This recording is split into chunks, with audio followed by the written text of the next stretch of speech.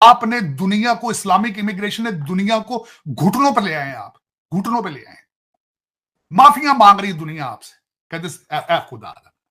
Italy के prime minister ने वही बोला है जो मैंने बोला था 2017 में, और ये प्रूफ है, ये आर्टिकल प्रूफ है। यूरोप में इस्लाम की कोई जगह नहीं है।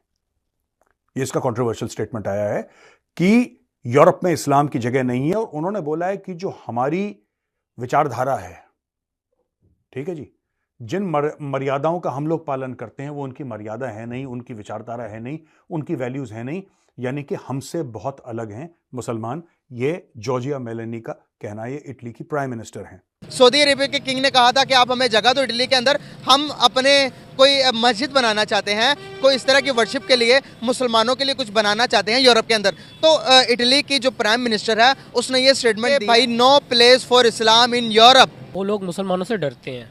अच्छा। जो असल बात है, जब आप देखेंगे मुसलमान जब इकट्ठे थे ना, तब हमने सदियों पूरे मुल्कों, पूरी दुनिया पे हुकूमत की है। सिकंदर आज़म मुसलमान था, आधी दुनिया फतह की उसने। बात सिर्फ यही है, इटली ने भी क्यों बाइकआउट किया मुसलमानों का? मुसलमान वही खौफ है उनको कि मुसलमान अगर इत्तेहाद कर जाएंगे फिर हमारे ऊपर हुकूमत करेंगे, फिर हम गुलाम बनेंगे। असल वजह सिर्फ इनके पीछे यही है। मुसलमान जो हैं वो वेस्टर्न कंट्रीज में लेने के आते हैं। अमेरिका जिस कंट्री में मैं यहां बैठा हूं, इट्स अ क्रिश्चियन कंट्री। मुझे अगर इनके सिस्टम के साथ इख्तलाफात हैं, मुझे अगर क्रिश्चियनिटी से इतनी नफरत है, मुझे अगर जूदाइज्म से इतनी नफरत है, what the hell I am doing here to begin with. ये मैंने क्वेश्चन हर मुसलमान से यहां पूछा है, कोई जवाब सेटिस्फैक्टरी नहीं। कहते हैं जी हम मेहनत करने आए, मजदूरी करने आए, तो सऊदी अरब जाओ, जाके उसे जुतियां फ्री खाओ नालों ने।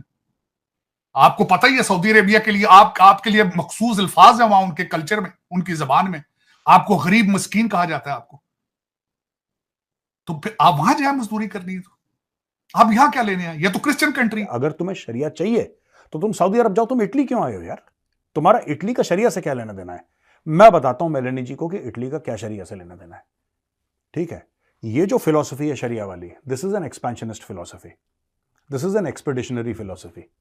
जैसे एक्सपेडिशनरी आर्मीज होती थी ना एक जमाने में, एम यही है। सऊदी अरब क्यों फंड कर रहा होगा, या कोई भी ऑयल रिच कंट्री जिसके पास पैसा है वो क्यों फंड कर रही होगी? राइट? आप जाइए, आप प्रचार करिए, आप एरियाज बना दीजिए, नोगो जोन्स। आपके यूके में है नोगो जोन्स, रहना इन मुल्कों में है, लेकिन इंटीग्रेट नहीं करना। आपने बर्तानिया को बैंकरप्ट कर दिया 8-8 बच्चे पैदा करके, वहां पे काम नहीं करना आपने, इंटीग्रेट नहीं करना आपने। तो चीमा साहब उनका कसूर है कि आपका, अगर आपका कसूर है, आपने पेरिस को क्या दिया है आज तक? वहां पे मुसलमान इमिग्रेट, मेरा ये क्वेश्चन मार्क है। मेरे साथ कोई बंदा डिबेट करे, मैं ये चैलेंज करता हूं, आपकी मुस्लिम इमिग्रेशन ने दुनिया को अभी तक दिया क्या है? क्या दिया? किसी वेस्टर्न मुल्क को कुछ दिया इन्होंने?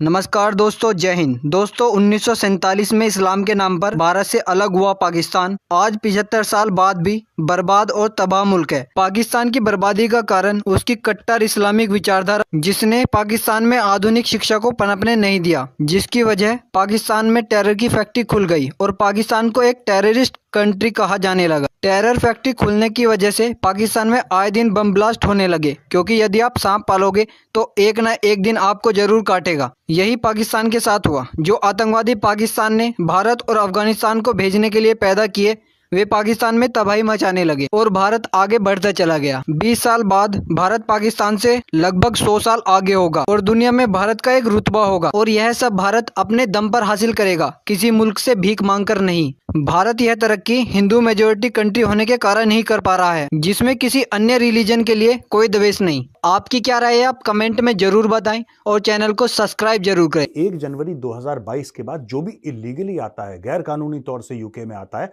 खास तौर से खालिस्तानी, अब रवांडा में आपको खालिस्तानी दिखेंगे।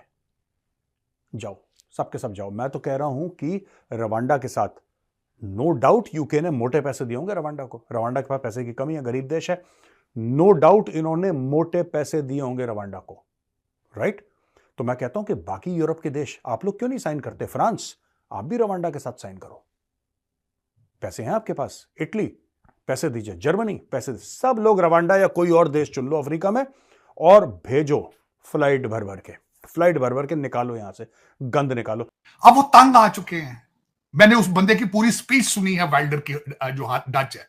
उसने कहा जिन घरों में ये बैठे हैं उससे सबसे पहले डच सिटीजन्स का हक है, जो जाबे ये छीन रहे हैं उन पे सबसे पहले डच सिटीजन्स का राइट है। आपको तलियों पे उठाते हैं वो पॉलिटिकल असाइलम के चक्कर में, कनाडा अभी भी उठा रहा है, फिर आप वहां रहते हैं, फिर you bad mouth about them at the same time, और फिर आप कहते हैं कि हमने लंदन को इस्लामिस्तान बनाना है। आप और यार पाकिस्तान की तुम जम पड़ो, पहले पाकिस्तान से इस्लाम बना लो। वहां पे शरिया की कोई चीज में, पाकिस्तान में मेरी नजर में कोई चीज इस्लामिक नहीं है, मेरी नजर में कोई इस्लामिक चीज नहीं है वहां पे। आप कहते हैं उठ के जाके लंदन को जाके आपने पूरे इंग्लैंड का नाम चेंज करना चाहते हैं आप। मैंने वो सुना है, चौधरी साहब हैं आपके, वो बहुत बड़े एक्टिविस्ट हैं, हमेशा वो कहते हैं हमने इंग्लैंड का नाम चेंज करके इस्लामिस्तान रखना है, पता नहीं कोई इस तरह करनी बात। और यार जहां की पैदावार वहां पे तो देखो वहां हालात हैं इस्लाम के क्या है। वहां सारा मुल्क जो मुझे कल किसी ने मीम किया था, उसने कहा था अब तक इस्लामी कवानीन के मुताबिक सिर्फ सूर ही हमसे बच सका है, शराब, जना, रिश्वत, करप्शन, हर चीज हमने कर ली, सिर्फ एक चीज हमसे बची हुई है, वो सूर है सिर्फ। वो पता नहीं किस तरह बच गया है। मेरा मकसद दो दिन पता नहीं मुसलमाना की कितनी की नफरत है, लेकिन दूसरा हर काम मुसलमान कर रहे, हर काम। कि वो इतने खुले दिलों के साथ इसराइल यहूदी काफिरों को अपने मुल्कों में जगह दे रहे हैं, तो इनको दिलों में जगह नहीं है। ये कुरान ने फैसला किया हुआ है कि ये हमारे दोस्त नहीं हो सकते। बात यह है कि इनको अब जागने का वक़्त है, ये अपने आप में इत्तेफाक इज़ाद पैदा करें, मुसलमानों में एका हो, इंशाल्लाह फिर वैल्यू होगी और एक दिन इस्लाम का बोलबाला होगा इंशाल्लाह ताला। आपको पता है यूके के अंदर एक प्रोग्राम शुरू किया गया था जिसमें उन्होंने कहा था कि अपनी सिटीजनशिप बेचें या हमें दे दें, इतने पैसे लेकर आप वापस चले जाएं पाकिस्तान। आपके लोगों ने वो बेची वहां पे सिटीजन, वापस पाकिस्तान आके फिर इलीगल इंग्लैंड चले गए वापस। This was the plan few years back कि आप लमसम पैसे इतने लाख पाउंड ले लें, please get the hell out of here. लोगों ने वो भी कैश कराया और वापस जाके। और मैं सबसे बड़े मैं एक दफा शर्मिंदा हुआ चीमा साहब, यहां मैंने अपनी एक दफा इंश्योरेंस कराई, ये 15 साल पुरानी बात, 15 साल पुरानी। जो खातून मेरी इंश्योरेंस करने आई उसने कहा तुम पाकिस्तान से हो, तुम्हारी इंश्योरेंस पे हमने इन्वेस्टिगेशन करनी। मैंने कहा वो क्यों भी, व्हाई यू वेरी रेसिस्ट। उसने कहा नहीं, पाकिस्तान में हस्बैंड जाके वहां से डेथ सर्टिफिकेट भेज देता है, बीवी यहां पे क्लेम ले लेती है। उन्होंने कहा फिर उसके बाद अमेरिकन एम्बेसी ने कब्रिस्तानों के लोग अंदर भेजे, जाली कब्रें निकली, जाली कब्रें बना बना के भी आपने क्लेम यहां से लिए। अब वो डीएनए कराते हैं, वो कहते हैं सैंपल दो मुर्दे दा। चीमा साहब वाहिद मुल्कों में से, पाकिस्तान एक वाहिद मुल्कों में से मुल्क है, आप जब इमिग्रेशन यहां पे अप्लाई करते हैं आपके बच्चों का डीएनए कराया जाता है, क्योंकि आपने एक बंदे ने यहां से 20 बच्चे अपने गांव के सारे रिश्तेदारों के यहां पे माइग्रेट किए। अब आप कहते हैं वाइल्डर आपके साथ क्या करेगा? को अब ये माफिया मांगने पे आ चुकी हैं कौमें आपसे। आप करते क्या है, 18 बच्चा पैदा करते हैं, स्कूल नहीं भेजना उनको, स्कूल नहीं भेजना, सोशल पे लगा दिए, सोशल सिक्योरिटी ले रहे हैं।